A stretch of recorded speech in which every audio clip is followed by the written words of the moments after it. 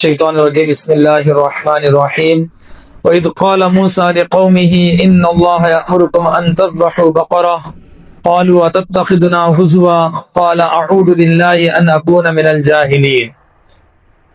دوستو، ہم نے قرآن مجید کو آج تراویح میں پڑھا۔ سب سے پہلے ہم نے سورہ بقرہ کی تلاوت ہم نے کی۔ سورہ بقرہ کسے کہتے ہیں؟ بیل کو بھی کہتے ہیں، گائے کو بھی کہتے ہیں، دونوں پر بقرہ کا اطلاق ہوتا ہے۔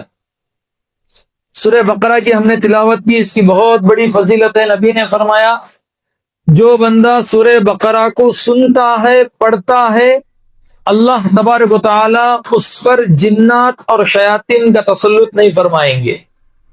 جو بندہ سورہ بقرہ کو اپنے گھر میں پڑھتا ہے، اس گھر سے جنات اور شیاطین بھاگ جائیں گے۔ اتنی بڑی فضیلت سورہ بقرہ کی۔ الحمدللہ آج ہم نے اس کا آغاز کیا۔ اس میں اس سورت کو بقرہ کیوں رکھا گیا ہے؟ جس کے نام سے کل کا نام رکھا گیا۔ مطلب یہ ہے کہ اس کے اندر ایک واقعہ ہے گائے ذبح کرنے کا۔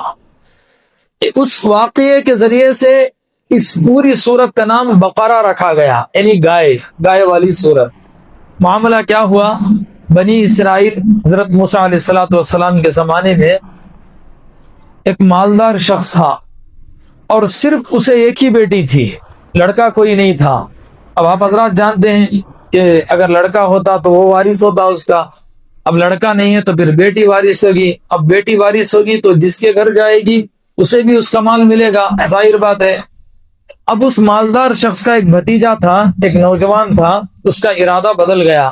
اب اس نے یہ سوچا کہ اگر میں اپنے چچا کو قتل کر دوں تو پورے مال کا مالک میں بن جاؤں گا اور اس کی بیٹی سے بھی نکاح کر لوں گا، یعنی اپنی چچا زاد بہن سے نکاح بھی ہو جائے گا اور اس کا کل مال کا وارث میں ہو جاؤں گا۔ اس کی نیت بدل گئی۔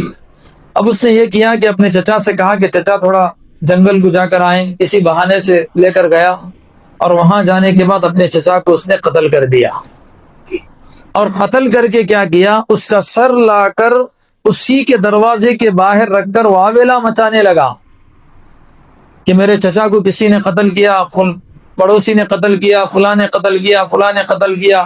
چاروں طرف سے ایک دوسرے پر الزام، اور رونے لگا۔ سب سے زیادہ یہی رو رہا ہے، سب سے زیادہ یہی ہمدردی جتا رہا ہے۔ تو اب معاملہ یہ ہوا کہ بنی اسرائیل حضرت موسیٰ علیہ السلام کے پاس آئے، آ کر کہنے لگے اے موسیٰ، قاتل کون ہے اس کا پتہ ہم نہیں لگا سکتے، آپ اللہ سے دعا کیجئے کہ اللہ ہی بتا دے کہ قاتل کون ہے۔ اب اللہ تبارک و تعالیٰ کا حکم یہ ہوا، حضرت موسیٰ علیہ السلام نے دعا فرمایا اے اللہ معاملہ بہت ٹیڑھا ہے، تلواریں کھنچ سکتی ہیں، جنگیں ہو سکتی ہیں، آپ معاملہ سلجھا دیجئے۔ اللہ نے کہا کہ اے موسیٰ ان سے کہو کہ ایک گائے کو ذبح کرے، اس کے ایک ٹکڑے کو لے کر جو مقتول مرا ہوا ہے اس کے جسم کے حصے کو لگائے، وہ کھڑے ہو کر بتائے گا کہ اس کو کس نے قتل کیا ہے۔ تو حضرت موسیٰ علیہ السلام آئے کوہ طور سے، اپنی قوم کے پاس آ کر کہنے لگے اگر تم قاتل کا پتہ لگانا چاہتے ہو تو ایک کام کرو، گائے کو ذبح کرو۔ لیکن دوستو، بنی اسرائیل جس کا تذکرہ یہاں پر آیا، ہٹ درم قوم، ضدی قوم، سوالات پر سوالات کرنے والی قوم، میرے آقا محمد رسول اللہ صلی اللہ علیہ وسلم نے فرمایا کہ انہوں نے حضرت موسیٰ سے مذاق کیا۔ انہوں نے کہا کہ موسیٰ، قاتل کو معلوم کرنے کے لیے گائے کو ذبح کرنے سے قاتل کا پتہ لگے گا، یہ کیا آپ ہم سے مذاق کر رہے ہیں؟ یہ کون سی بات ہے؟ تمہارا خدا کیا چاہتا ہے ہم سے؟ تو حضرت موسیٰ علیہ السلام نے کہا کہ قال اعوذ باللہ ان اکون من الجاہلین، کہ میں اللہ کی پناہ مانگتا ہوں جاہلوں جیسی باتوں سے۔ ایسی باتیں کیوں کرتے ہو؟ میں کیوں مذاق کروں؟ یہ اللہ کا حکم ہے، میں نبی ہوں، میں مذاق کرنے کے لیے دنیا میں نہیں بھیجا گیا ہوں، اللہ کا حکم تم تک پہنچانے کے لیے میں بھیجا گیا ہوں۔ تو ٹھیک ہے، انہوں نے کہا کہ ٹھیک ہے، جب بات ایسی ہے تو لوگوں نے کہا قالوا ادع لنا ربک یبین لنا ما ہی، کسی بھی گائے کو پکڑ کر اگر ذبح کر دے تو مسئلہ حل ہو جاتا، لیکن یہ قوم سوالات پر سوالات پر سوالات کرنے لگی۔ معاملہ یہ ہوا، سب سے پہلے انہوں نے پوچھا کہ اے موسیٰ اپنے رب سے کہو کہ گائے کیسی ہونی چاہیے۔ تو اب اللہ نے کہا کہ گائے انہ یقول انا بقرۃ اللہ فارض ولا بکر، نہ بڑی عمر کی ہو نہ چھوٹی عمر کی ہو، نہ بچہ ہو نہ بوڑھی ہو، درمیانی عمر کی ہو، جوان ہو۔ اب ایک قید بڑھ گئی۔ پھر اس کے بعد اگر یہ کسی جوان گائے کو پکڑ کر ذبح کرتے تب بھی مسئلہ حل ہوتا، لیکن انہوں نے کیا کیا کہ قالوا ادع لنا ربک یبین لنا ما لونها، اے موسیٰ اپنے رب سے پوچھو کہ اس کا رنگ کیسے ہونا چاہیے، گائے کا رنگ کالا ہو، زرد ہو، پیلا ہو، اجلا ہو، کیسا ہو، لال ہو۔ تو حضرت موسیٰ علیہ السلام نے اللہ سے پوچھا، اللہ نے کہا ان یقول انہا بقرۃ صفراء، اللہ نے کہا کہ وہ زرد ہو اور دیکھنے والوں کی نظر اس گائے پر جم جائے اتنی خوبصورت ہو۔ آدمی جب کسی جانور کو دیکھے اس کا رنگ اسے بھائے تو اس کی نظر اسی پر لگ جاتی ہے، آسمان کو دیکھتا ہے تو آسمان پر نظر لگتی ہے، کسی خوبصورت چیز کو دیکھتا ہے، درخت کو دیکھتا ہے، پرندے کو دیکھتا ہے تو اسے بار بار دیکھنے کو دل چاہتا ہے۔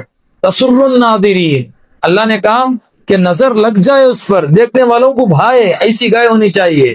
دو قیودات اور بڑھ گئے، پیلی ہی ہونی چاہیے۔ پھر اس کے بعد اگر یہ جا کر ذبح اس طرح کر لیتے تو مسئلہ حل ہوتا، لیکن پھر انہوں نے کہا کہ اے موسیٰ اپنے رب سے پوچھو کہ ہمیں جو ہے گائے کے معاملے میں ہم شک اور شبہات میں پڑے ہوئے ہیں، ایسا کریں کہ انشاءاللہ اب ہم ذبح کریں گے اور ایک مرتبہ بتائے کہ گائے کیسی ہو۔ پھر تیسری مرتبہ انہوں نے سوال کیا۔ تو یہاں پر ہمارے آقا محمد رسول اللہ صلی اللہ علیہ وسلم نے فرمایا، دوستو مومن بندہ جب کسی بھی کام پر انشاءاللہ کہتا ہے تو اللہ راستے مہیا فرماتے ہیں، آسان کرتے ہیں۔ اب ان لوگوں نے یہاں پر انشاءاللہ کہا، اگر انشاءاللہ نہ کہتے تو قیامت تک گائے ذبح نہ کرتے، قیامت تک بھی گائے ذبح نہ کرتے اور قاتل کا پتہ بھی معلوم نہ ہوتا، لیکن ان کی زبان سے انشاءاللہ نکل گیا، اس لیے انہوں نے گائے کو ذبح کیا۔ آگے اللہ نے کہا وہ گائے کیسی ہونی چاہیے، ہل جوتنے والی نہ ہو، جیسے کھیتوں میں ہل جوتتے ہیں، ناگر گائے کے ذریعے سے، بیلوں کے ذریعے سے ناگر ہکالتے ہیں، تو یہ بھی کام کرنے والی نہ ہو۔ اسی طرح پرانے زمانے میں جو کنواں ہوتا تھا، اندر سے پانی نکالنے کے لیے گائے کو اور بیل کو، جانوروں کو استعمال کرتے تھے، چاروں طرف ان کو گھماتے تو پانی اوپر آ کر پڑتا کھیتوں میں۔ ولا تصل حرف، اور گائے ایسی ہو کہ کھیتیوں کو پانی سیراب کرنے والی نہ ہو۔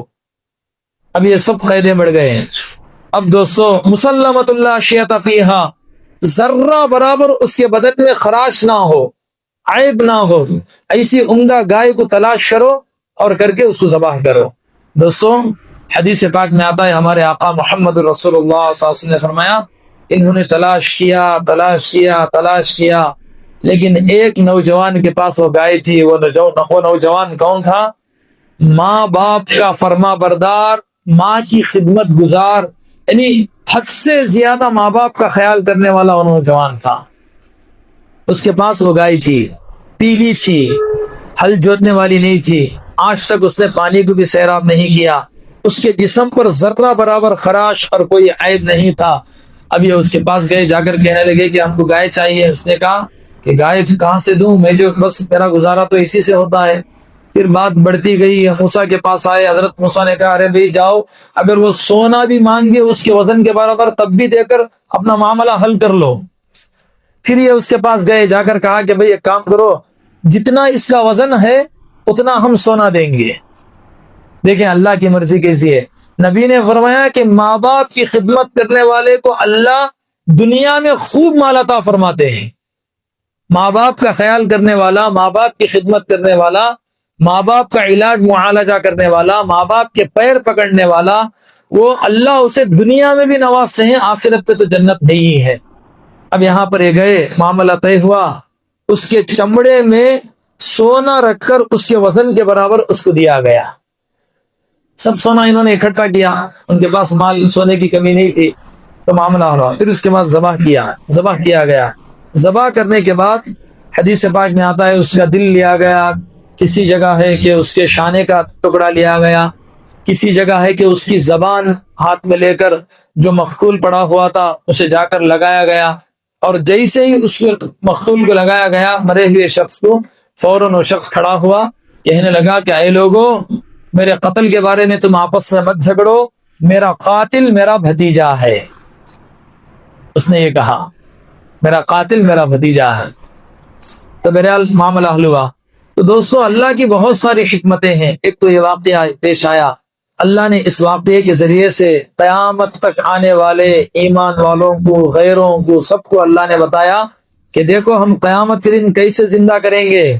جب تم اپنے ماں کے پیٹ میں تھے صرف جسم تھا، آنکھ بن گئی، زبان بن گئی، اور آپ کے جسم بن گئے، بھون بن گئے، پیڑ بن گیا، سب بن گئے، لیکن روح نہیں ہے. ہمارا فرشتہ آسمان سے لا کر روح کو لگا دیتا ہے، وہ بچہ زندہ ہو جاتا ہے. اسی طرح کل قیامت کے دن اللہ حضرت اسرافیل سر پھونکیں گے، سب آ کر کھڑے ہوں گے، قبروں سے اٹھیں گے، عالم ارواح سے روحیں آئیں گی اور ان کے جسموں سے لگ جائیں گی، سب زندہ ہو جائیں گی. اللہ کے لیے کوئی مشکل نہیں ہے دوبارہ زندہ کرنا. تو اللہ تعالیٰ اس کو سمجھانے کے لیے اس واقعے کو سامنے لا کر بتایا کہ دیکھو تم کو دوبارہ میں زندہ کروں گا، اس پر میں قادر ہوں.